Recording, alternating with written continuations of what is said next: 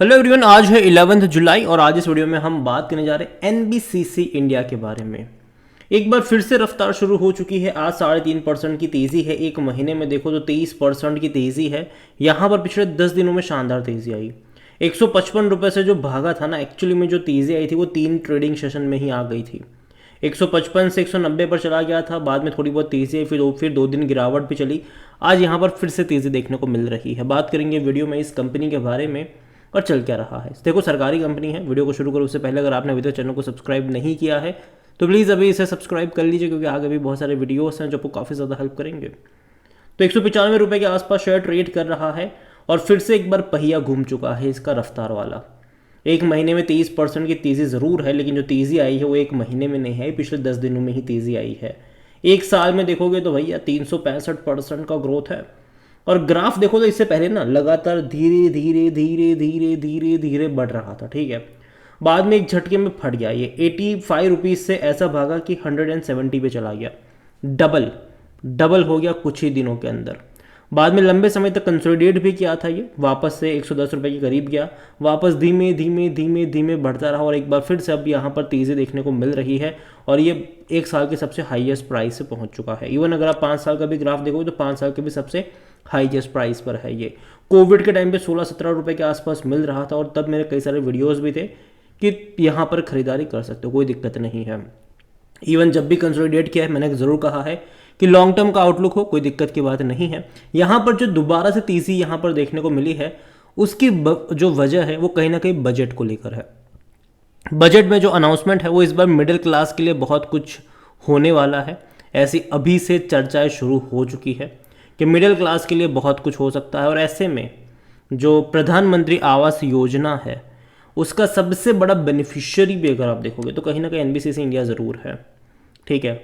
उस आवास वगैरह को बनाने के लिए एनबीसीसी इंडिया कहीं ना कहीं वहाँ पर ज़रूर रहने वाला है और यही वजह की तेज़ी आई। बजट को लेकर अभी अगर आप देखोगे तो चर्चाएं शुरू हो चुकी है और उसका कहीं ना कहीं फ़ायदा तो मिल रहा है इन जो गवर्नमेंट कंपनी है उसको। रेलवे में भी हमने तेज़ी देखी थी, जो रेलवे शेयर है, चाहे वो रेल विकास निगम की बात करें, इरकॉन की बात करें, आईआरएफसी की बात करें, शानदार तेज़ी हमने देखी। रेलवेज़ में भी यहाँ पर भी तेज़ी हम देख रहे हैं और अच्छी तेज़ी है। वॉल्यूम भी अगर आप देखोगे तो भैया तकरीबन 5 करोड़ के आसपास के शेयर ट्रेड होते नजर आए थे यहाँ पर। बड़ी क्वांटिटी में ट्रेडिंग भी चल रही, बड़ी क्वांटिटी में एक ही दिन में खरीदारी बिकौली कह लो, सब कुछ देखने को मिल रहा है। और यहाँ पर जो इसका मार्केट कैप वो तकरीबन 35,000 करोड़ के आसपास का है। और आपको मैं बता दूँ कि इस कंपनी की जो ऑर्डर बुक है वो 60,000 करोड़ के आसपास की है, जो इसके मार्केट कैप से अभी भी ऑलमोस्ट डबल है। ये जो तेज़ी आई है, ठीक है, तो जाहिर सी बात है एक वजह ये भी है कि भैया ऑर्डर बुक काफ़ी स्ट्रांग है इनकी और काफ़ी बड़ी ऑर्डर बुक है इनकी, और यही वजह भी है कि तेज़ी देखने को मिल रही है। जब रेल विकास निगम सस्ता हुआ करता था तब मेरी जब बाइंग की रिकमेंडेशन थी तब मैंने ये भी कहा था कि ऑर्डर बुक उसकी तब बहुत ज़्यादा बड़ी थी और मार्केट कैप काफ़ी छोटा था उसका, तो मैंने कहा था कि तेज़ी आएगी। तो यहाँ पर भी कुछ ऐसा ही सिनारियो है कि इसकी ऑर्डर बुक देखा जाए तो काफ़ी बड़ी है, इसके मार्केट कैप से डबल है इसकी ऑर्डर बुक, तो ये एक प्लस पॉइंट है।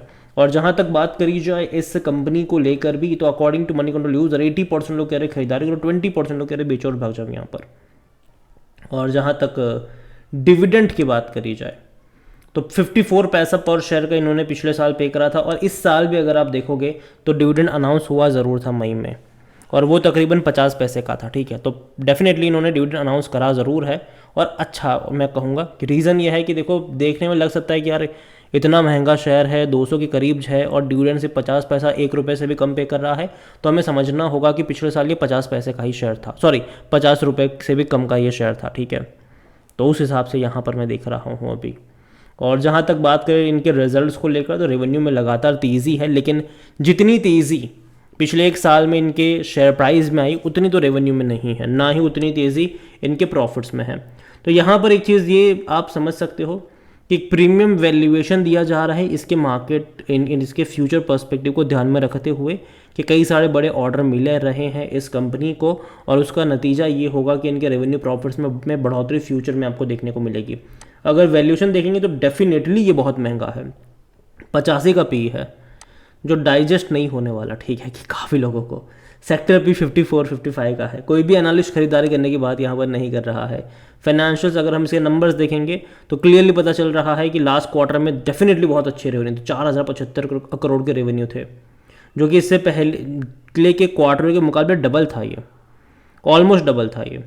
हालांकि प्रॉफिट 136 करोड़ का ही रहा, जो कि कम है, लेकिन मैं उम्मीद करता हूँ कि आने वाले क्वार्टर के नंबर्स बेहतर होंगे यहाँ पर, स्पेसिफिकली रेवेन्यू वाइज भी और प्रॉफिट वाइज भी। देखते हैं कि कैसे आते हैं, अभी तो कुछ कह नहीं सकते, जब नंबर आएंगे तभी बात करेंगे इसके ऊपर।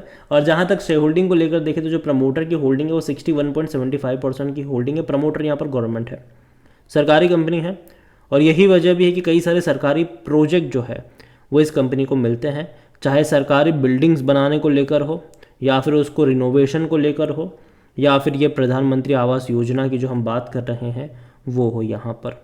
तो कई सारे बड़े प्रोजेक्ट इस कंपनी को मिलते हैं और ये एक अच्छी बात है इस कंपनी के लिए। इंस्टीट्यूशंस होल्डिंग देखोगे तो 2.98% म्यूचुअल फंड के पास है, 6.96% डोमेस्टिक इंस्टीट्यूशन के पास है, 4.33% एफआईज लेकर बैठे हैं। लेकिन रिटेल इन्वेस्टर बहुत ज़्यादा क्वांटिटी में है यहाँ पर 21.21%, और अदर पार्टीज 2.76% पर है। तो देखा जाए तो इंस्टीट्यूशन की भी होल्डिंग उतनी ज़्यादा यहाँ पर नहीं है जितनी रिटेल इन्वेस्टर्स लेकर बैठे हुए हैं।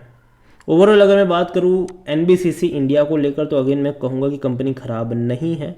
मैंने हर बार यहाँ पर कहा है कि लोअर लेवल पर मौके ढूंढने चाहिए। जब यहाँ पर गिरावट आ रही थी मैंने तब भी कहा था कि 110 रुपये के नीचे जाता है, 120 110 के लेवल पर यहाँ पर मौके बनेंगे, और बने भी थे खरीदारी के। बाद में आप देख सकते हो कि लंबी तेज़ी दिखाई है इसने। लेकिन अब मुझे लगता है कि अगर यहाँ से थोड़ी सी और रफ्तार पकड़ लेगा, 200 की रेंज में अगर चला जाएगा तो एक प्रॉफिट टेकिंग के चांसेस वहाँ पर ज़रूर रहेंगे। हालांकि बजट में अनाउंसमेंट को लेकर बहुत कुछ हो सकता है, तो यहाँ पर बजट से पहले तो मैं थोड़ी बहुत एक्सपेक्टेशन रख रहा हूँ तेज़ी की, उसके बाद एक प्रॉफिट टेकिंग यहाँ पर आप एक्सपेक्टेड ज़रूर रहने वाली है।